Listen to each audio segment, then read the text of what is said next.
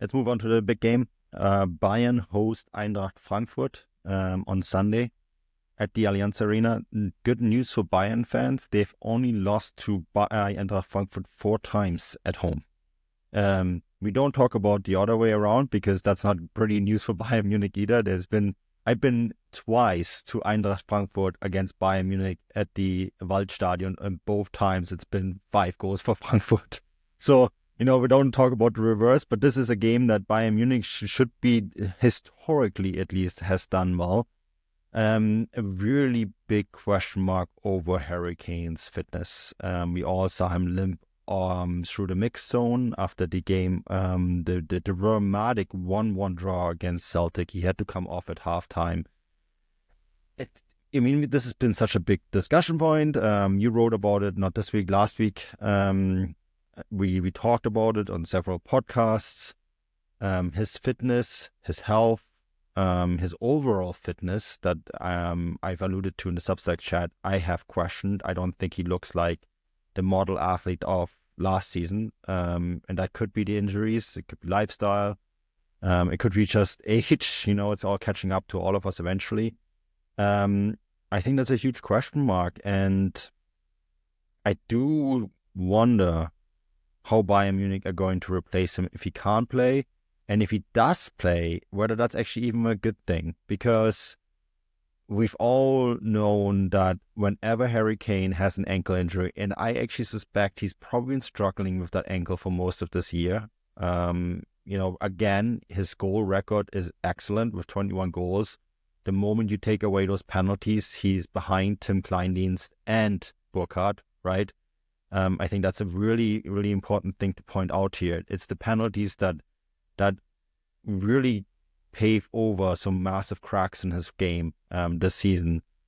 And with all of that in mind, this is really the big question, is that if Kane does get fit or fit enough to play, is it even beneficial for Bayern Munich to play him in this match? Or is it just even the best that you just say, look, we don't have a Champions League game midweek, there's no German Cup midweek.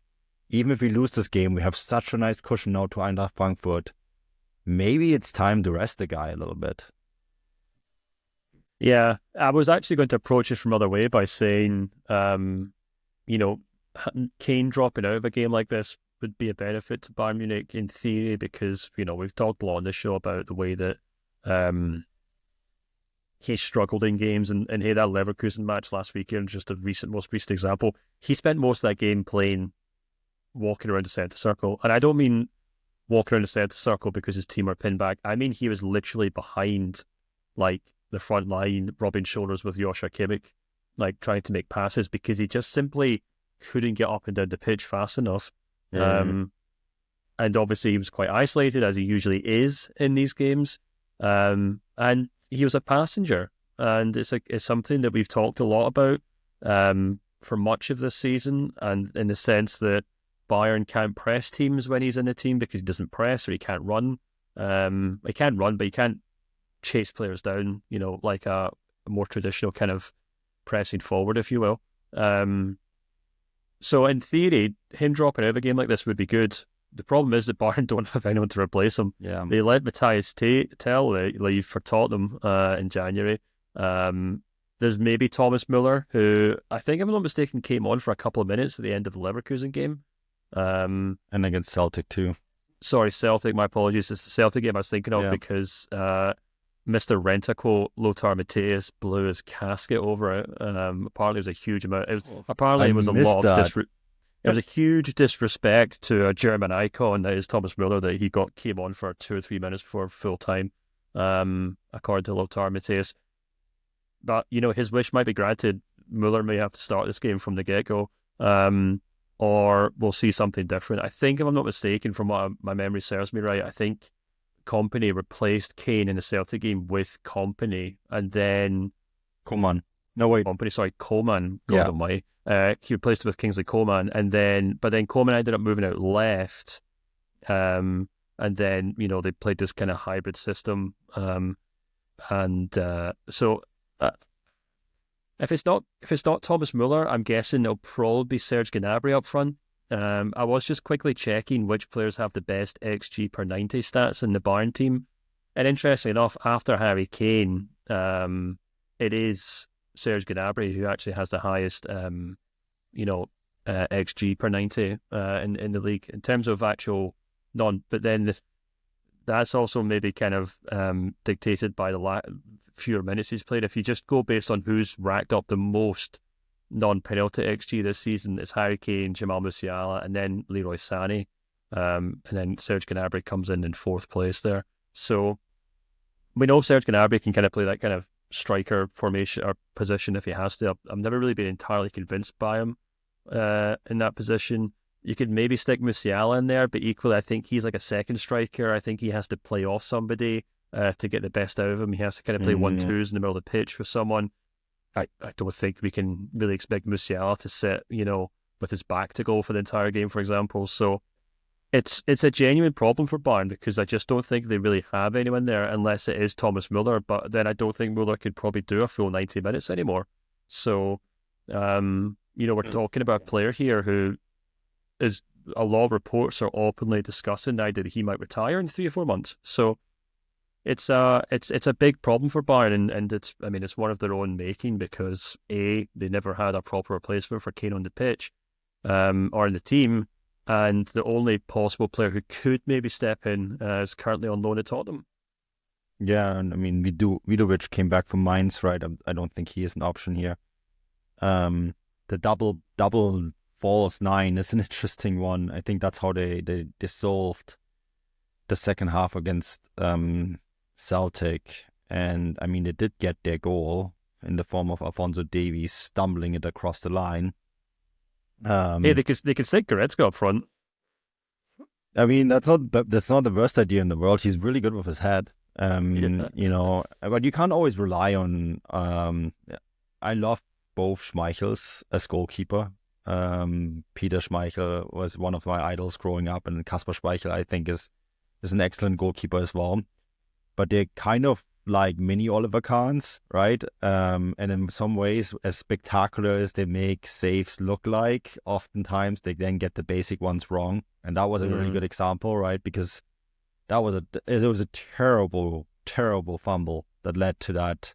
Yes, it's close distance and all that, but no one has ever really talked about the fact that Kasper should have probably had that and should have never allowed get into a situation where Davies can stumble across the line. And I'm not sure if Kevin Trapp is going to give them that sort of benefit in this match. Mind you, now that I said it, Kevin Trapp mistake incoming. It's the good old jinx, right? But I do think that is an aspect here that we have to think about, like where the goal is going to come from. And I'm not sure when I look at this backline that Frankfurt have assembled, right, with Christensen, Tuta, and Teate, who all have been excellent. Whether like just swinging balls into the box and hoping for the best is going to work here, especially when you don't. I guess Goretzka would be your target man if he does end up playing.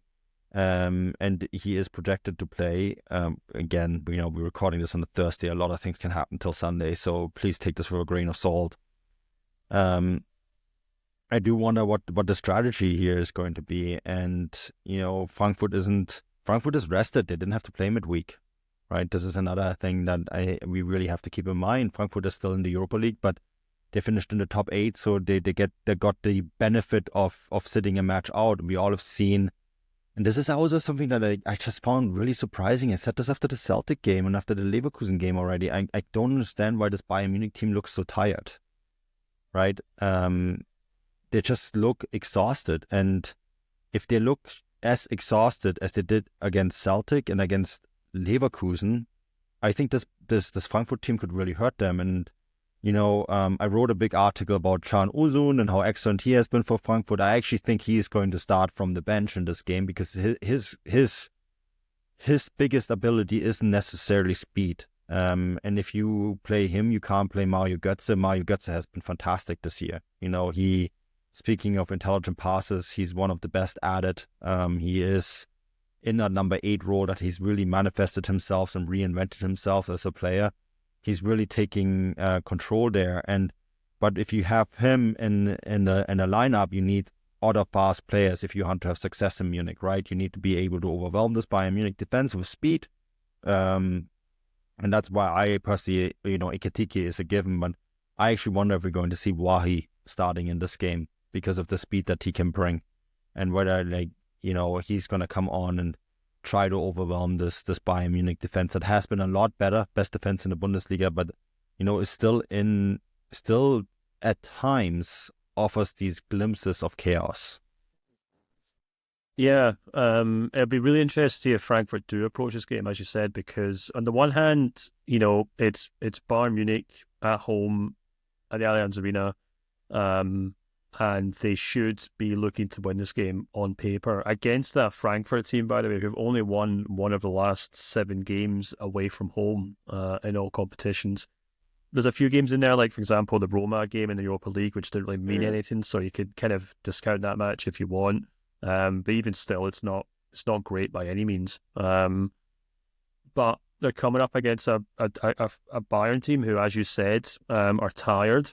Will be even more tired after that Celtic game, where Celtic ran them ragged, and very, very, very could have very easily went to extra time. And they're out without their star striker and Harry Kane. And I think it'd be really interesting to see if Frankfurt can kind of implement a similar system to actually what Celtic did, and to an extent what Leverkusen did as well, where it feels to me like this Bayern team, you can really get at them if you can really pile the pressure on both fullbacks.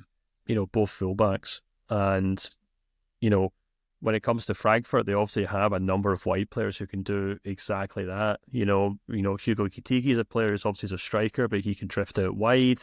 You've obviously got Nathaniel Brown in there as well, who's having a really, really good season. And Angzar Nauf as well as the other one. So I was actually looking at which players in this Frankfurt team have the highest non-penalty expected goals and expected assists. So more or less which players are creating the most goal-scoring opportunities in open play. And interestingly enough, Hugo Ekitike has now overtaken Marmoush's record before he left for Frankfurt. So before he left Frankfurt for Manchester City, Hugo Ekitike is now on 1.01. Marmoush was on 0.94.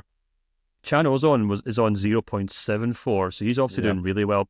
Now, that has to be taken with a pinch of salt because he's only played 400 minutes. So, obviously a much lower, data set there. So take that with a pinch of salt. But if you kind of want to use the players who would be more or less playing full time, second and third place are actually Nathaniel Brown and Angzar Nauf there. And, I think that's really, really interesting. And below that, it's Rasmus Christensen, who's obviously can play that kind of right side, and Hugo Larsson, who's the kind of box-to-box midfielder who loves to make late runs into the box. And that's really encouraging for Frankfurt because these are all very fast, very physical players who would love to get in Bayern's face, and players who are so important to Frankfurt to support Hugo Ekitike. We talked about this a few weeks ago when we talked about Frankfurt and the need for them to be more than just a one-man team. And that's basically what we got against Holstein Kiel. Brown sets up Larsson for the first goal, Tusa scores the second, and then after Ekitike misses a penalty, Chan Ozon then scores in the second half. Now, that was against Holstein Kiel at home in front of 68,000 ravenous Frankfurt fans. To do it at the Allianz Arena, where Bayern are there for the taking, I think is another thing entirely.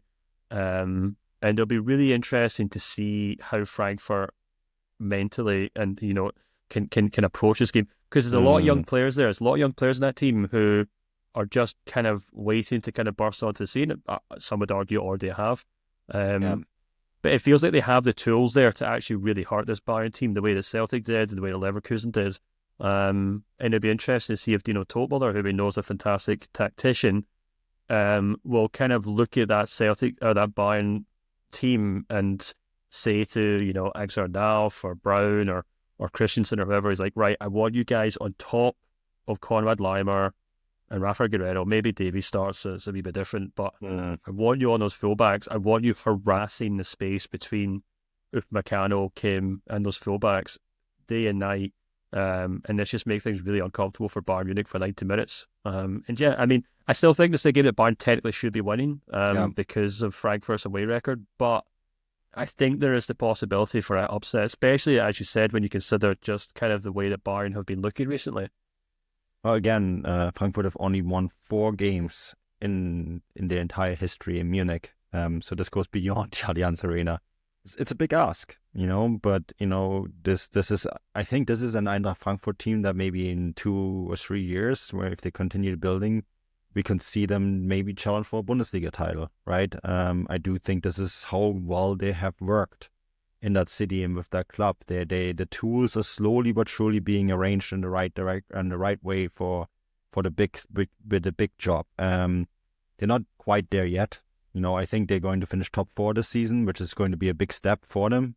But I don't think they're quite there yet. And part of the learning process is to go to a place like the Allianz Arena and do well there. Right? There's been too many years where they have beaten Bayern Munich 5-1 at home, but then also got smashed in Munich, right? And so I think, maybe this is a bit of a character test even, where you can see where this team is at. There's interesting quotes from Mario Götze in Kicker this week about how he wants to be there and lead the team and give them the experience. This is the sort of players that you need in these kind of environments. Frankfurt have shown on the biggest stage in recent years that they can be successful. I mean, these Europa League nights come to mind, right? In Barcelona, where they won. They're winning the title against a very good Rangers side, for example. The club has proven that they can be good at the big stage, and I think maybe this is the next step. And we'll see if they can finally take it. Yeah, absolutely. I mean, it'll be really interesting to see how that midfield battle plays out, because obviously, Bezurbis, Larson, and Götze, and whoever else is in there, will, probably scary, I'd imagine. If they can kind of take a look at that Goretzka Kimmich double pivot, they will probably have maybe Pavlovic will come back into the team. Pavlovic, keep calling Pavlovic. He's not a dessert. Or Duchess. That's an interesting kind of part of the pitch that's worth keeping an eye on as well, because again, I just feel like Celtic and Leverkusen have just kind of shown that you can make this Bayern team bleed. And I know we talked about how Leverkusen didn't get the job done and they should have done better, and tactically Alonso maybe kind of lost that wee bit in the second half, but I think Celtic took that one step further. Again, didn't win the game, so it seems like a silly comparison to make, but I think Frankfurt should be looking after those 2 games and thinking, yeah, we can do that. We can cause further upset. And I hope that's what we see. I hope Frankfurt don't just show up and they play and they play to the what's the word I'm looking for? They don't play to the situation or, the scenario as opposed to the team in front of them. Yeah. What's the word I'm looking for there? The occasion, that's what I'm looking for. They don't play to the occasion is what I mean. And they play the team in front of them. They don't turn into like rabbits in the headlights and start worrying about playing at the Allianz Arena. They show up and say, no, actually, we can actually match this team man for man, and we can take something from this game. Yeah, it'll be fascinating to watch. I'm looking forward to tune in. Sunday morning in the US, after the afternoon, evening in Europe. Enjoy it. I think this is going to be a really good game between 2 really good teams. So should be a fascinating matchup.